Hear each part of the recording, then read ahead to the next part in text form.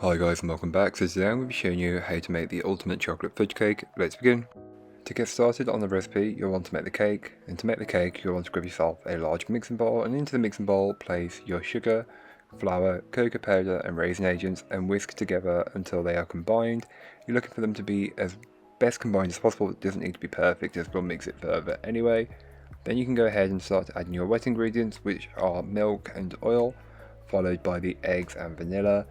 Then mix on a low speed to start with, working your way up to a medium high and mixing until everything is fully incorporated. It should look smooth and glossy, somewhat like this. Once you've achieved this, you can then turn the mixing speed down and add in your boiling water and mix it in until it's fully incorporated. You will notice it's ready when the consistency is a lot looser. Give the bowl a good scraping down, and this is just to incorporate any bits that may not have been fully worked in from earlier on. You can then go ahead and divide the cake batter between your cake pans. I'm using scales to weigh out more accurately, but feel free to eyeball it if you'd really like. Bake these off. I will leave all that information in the blog post linked down below. Then to make the ganache, which is going to go on the outside and as a filling, grab yourself a large heat-proof mixing bowl and place in your double cream, followed by the milk chocolate and the dark chocolate.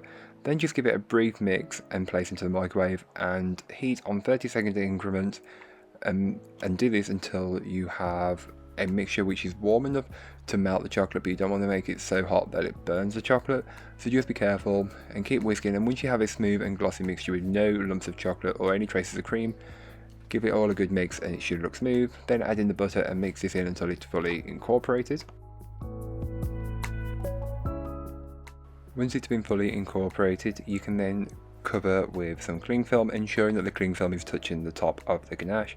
Place in the fridge until it sets up fully, and this will make it a lot easier to work with. So the following day for me, I take it from the fridge and leave it for around 20 to 30 minutes and allow it to come a little bit to room temperature. Then take a hand mixer and just mix until it's fully whipped up, and it should be lighter and fluffier in colour and consistency. Take your plate board or stand and place a dollop of the ganache into the middle. Then on top of that, place your first layer of cake, and then pipe a ring of the ganache around the outer edge and fill it in with the same ganache, and then just smooth and level it out as best as you possibly can. You can then go ahead and repeat the process with the other layers of cake. It doesn't take too long, and once you start stacking, it's really easy, so just repeat the process until you have nothing left.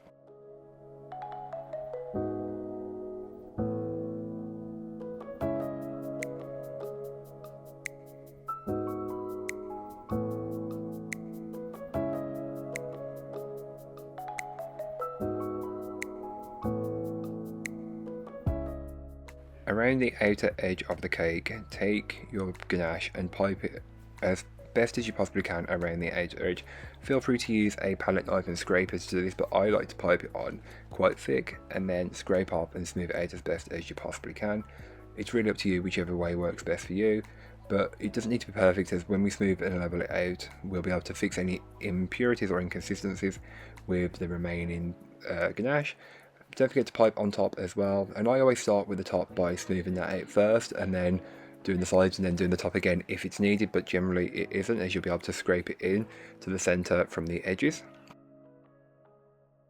It may take a little while for you to get the perfect smooth consistency, and it doesn't have to be done on the first attempt, believe me. I was probably doing this for around 5 to 7 minutes, but I do decorate cakes quite often, so this is not a hard process for me. But if it's your first time, working with ganache is actually a really good way to practice, as it's a bit more stable than buttercream. Once you've got your sides as smooth as you want them, you can then take a palette knife and just get rid of the raggedy edges, and this is just optional, you can leave it like that if you'd like.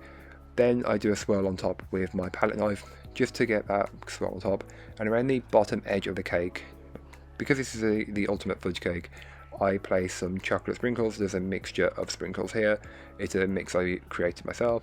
Then around the outer edge on the top, I do a chocolate drip. Again, more ganache, who doesn't want more? So you've got chocolate ganache coating and filling, and then a chocolate ganache drip. If you love chocolate, this is the cake for you. Trust me, it's really, really good, and I'm not a huge chocolate cake fan. You can then take the remaining ganache and pipe on top of the cake if you'd like. This is completely optional, and I kind of butchered the piping, but hey, it's chocolate cake, it's going to get eaten, who cares? Then you can go ahead and chill the cake, and once the cake has been chilled you can cut it up. It'll make it much easier as ganache is easier to work with once it's firm. Here's what the cake looks like. You've got 3 layers, the ganache, it just works perfectly. But that's all today, I hope you enjoyed. If you did, don't forget to like, comment and subscribe for more from me, and I'll be back again very soon with another recipe, so join me then. In the meanwhile, don't forget to check out the description, there'll be a link to this recipe, a link to my blog, and links to all of our social medias. But that's all for today, I hope you enjoyed. Bye guys.